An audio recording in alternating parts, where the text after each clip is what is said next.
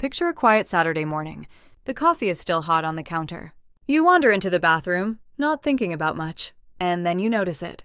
That ring around the bowl, that dull yellowish crust creeping up from the waterline. You have cleaned this toilet a dozen times this year. You bought the blue tablets, the fizzing drop-ins, the heavy-duty gel that clings to the sides. And still, there it sits, staring back at you like it owns the place. Here's what I've come to understand after years of paying attention to how simple households stay clean without spending a fortune. That ring is not a cleaning failure. It is a chemistry problem. And most of the products sitting under your sink right now are not built to solve it. They are built to mask it briefly and to get you buying the next bottle by next month.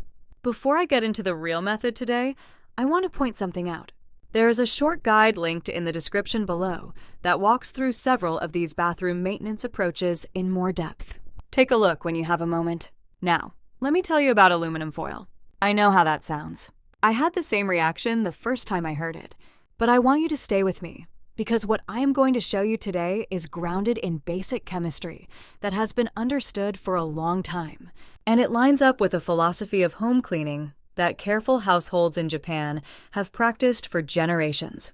Not mystical, not trendy, just practical, inexpensive, and genuinely effective when you understand why it works.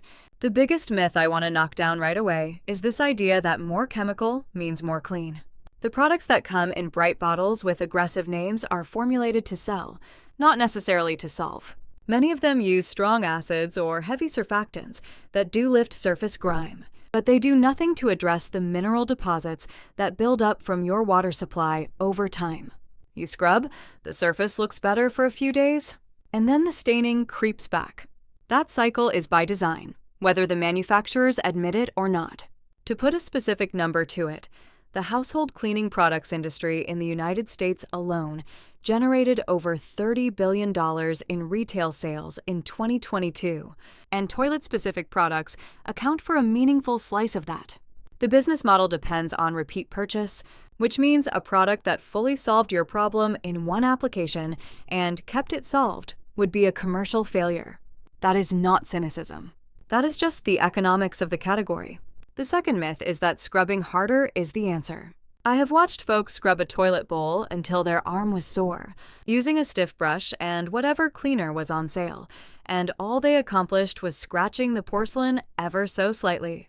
Scratched porcelain holds onto mineral deposits and bacteria more readily, so the very habit they thought was thorough was actually making the problem worse over time. Vitreous china, which is the material most household toilet bowls are made from, has a fired glaze on the surface with a hardness of around 5 to 6 on the Mohs scale. Many standard toilet brushes, particularly the stiffer nylon varieties, are abrasive enough at that hardness level to leave micro scratches with repeated aggressive use. You cannot see those scratches with the naked eye, but under even a basic magnifying glass, they are visible. And under a microscope, they look like a canyon system. Mineral crystals and microbial biofilm settle into those grooves and become dramatically harder to remove with each subsequent cleaning. The harder you have scrubbed in the past, the more you have inadvertently set yourself up for worse staining in the future. What we are going to cover today is a different approach entirely. First, I will explain what is actually happening inside your toilet bowl and why the staining keeps coming back. Then, I will walk you through the aluminum foil method, step by step, including a version for the bowl itself and a version for the tank. After that, I will share how to pair this with a couple of other plain, inexpensive household items to get lasting results. And at the end, I will give you a simple weekly and monthly rhythm that keeps things clean without turning your Saturday into a chore marathon. Let us start with the water. In most parts of the United States and Western Europe, tap water carries dissolved minerals. Calcium and magnesium are the two main ones. When water sits in a toilet bowl, those minerals gradually drop out of solution and stick to the porcelain. Over weeks and months, layer by layer, they form what most of us call limescale or hard water deposits. This is that yellowish or brownish crust. It is not dirt in the usual sense. It is a mineral crust, almost like a thin layer of rock, and that is why soap and surface cleaners barely touch it. According to the United States Geological Survey, approximately 85% of American homes are supplied with hard water, defined as water containing more than 60 milligrams of dissolved calcium carbonate per liter. In cities like Phoenix, Arizona, and Indianapolis, Indiana, that number routinely climbs above 200 milligrams per liter, which the same classification system calls very hard. In those households, visible limescale can form on a freshly cleaned toilet surface in as little as 10 to 14 days. That is not negligence. That is geology coming through the pipes. Now here is where aluminum foil enters the picture. When you crumple a piece of standard aluminum foil into a loose ball and wet it, something interesting happens at the surface. Aluminum is a reactive metal. When it comes into contact with water and with the slightly alkaline or acidic conditions inside a toilet bowl, it produces a mild electrochemical action. That reaction helps loosen the bond between mineral deposits and the porcelain surface. It is not dramatic. There is no fizzing or smoke, but the loosening effect is real. And it is gentle enough that it will not scratch the glaze on a properly fired porcelain toilet the way a stiff metal brush would. The key word is gentle. You are not grinding away at the porcelain. You are breaking the mineral bond through chemistry and then wiping away what has been loosened. That is a fundamentally different approach than scrubbing with force, and it produces better long-term results because the porcelain surface stays smooth and resistant. Let me walk you through the basic bowl method. You will need 1 sheet of standard household aluminum foil, roughly 12 inches long. You do not need heavy-duty foil. Regular foil works fine. Crumple it loosely into a ball about the size of a walnut. Do not pack it tight. You want some surface texture and give. Flush the toilet once so the bowl is freshly rinsed and wet. Now, dip the foil ball into the bowl water so it is thoroughly wet. Apply a small amount of baking soda, maybe a teaspoon, either directly to the foil ball or onto the stained area of the bowl. Begin rubbing gently along the waterline and down into the bowl where the staining is heaviest. Use light, circular pressure. You are not scrubbing. You are buffing. Work in sections, re-wetting the foil ball as needed. For light staining, you will often see results within 2 or 3 minutes.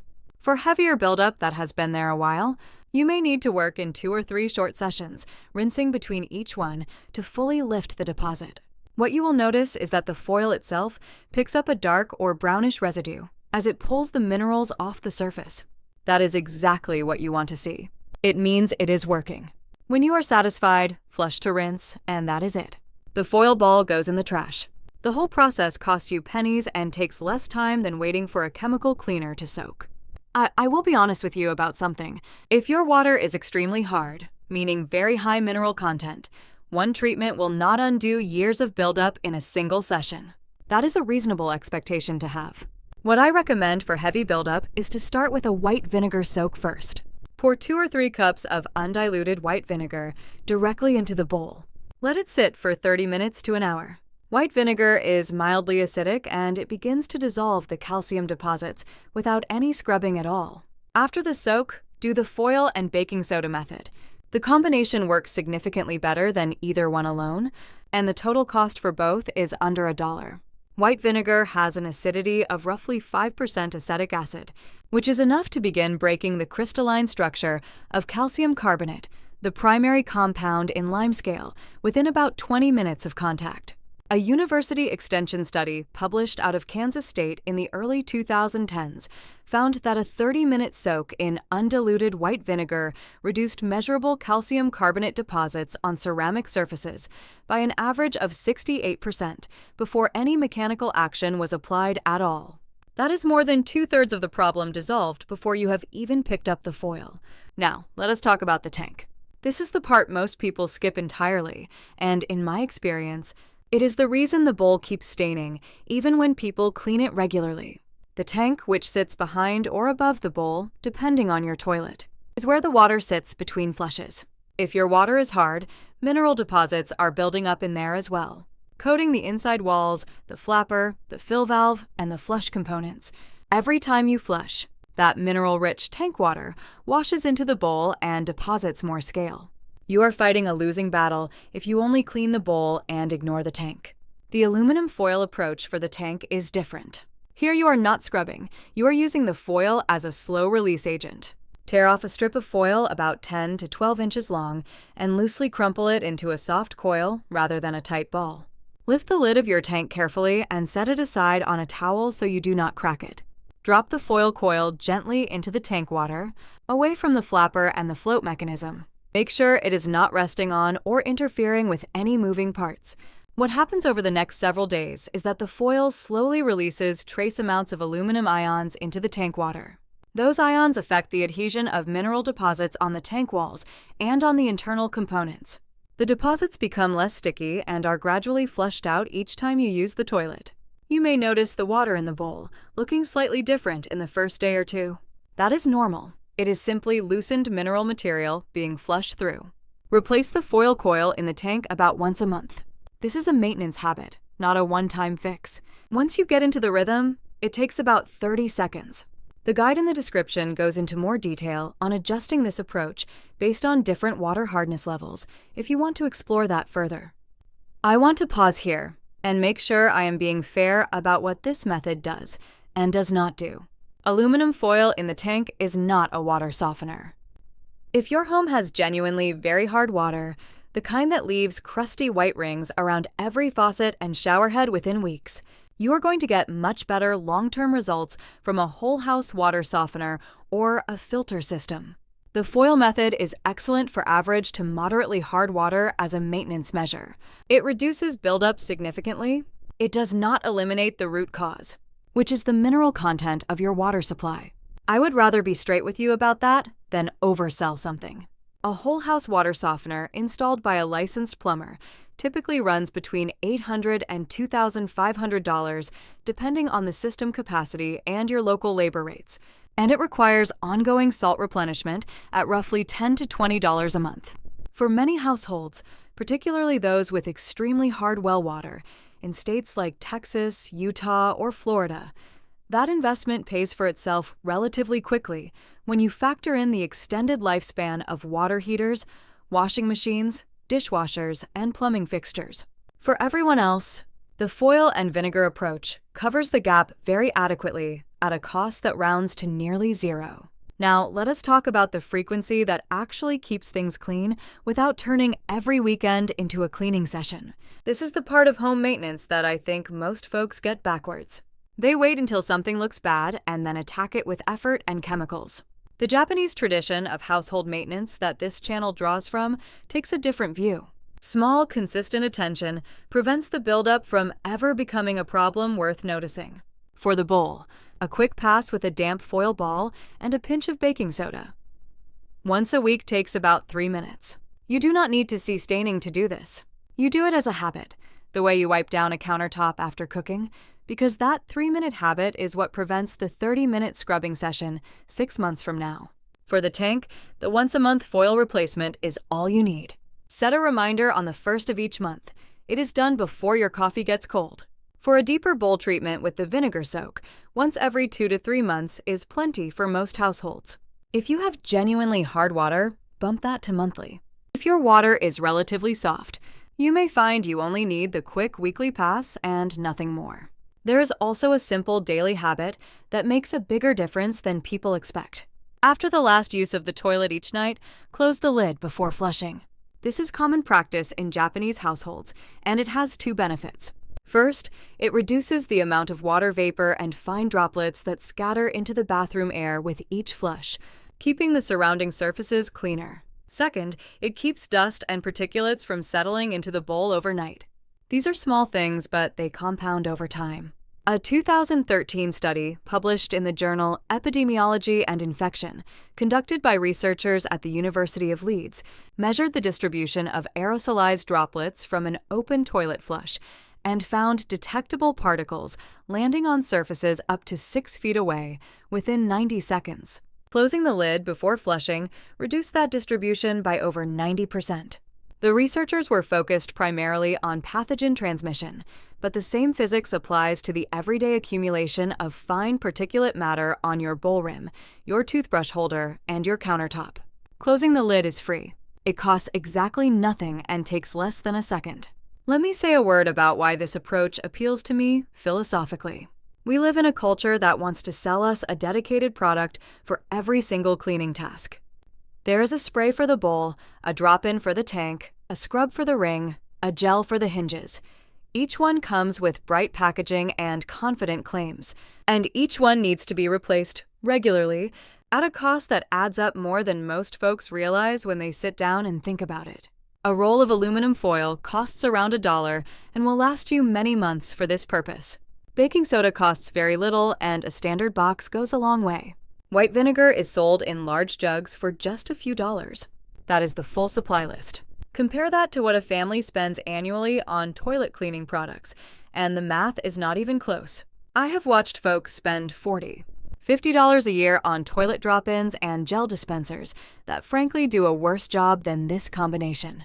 There is no money in telling you that, which is probably why you have not heard it before.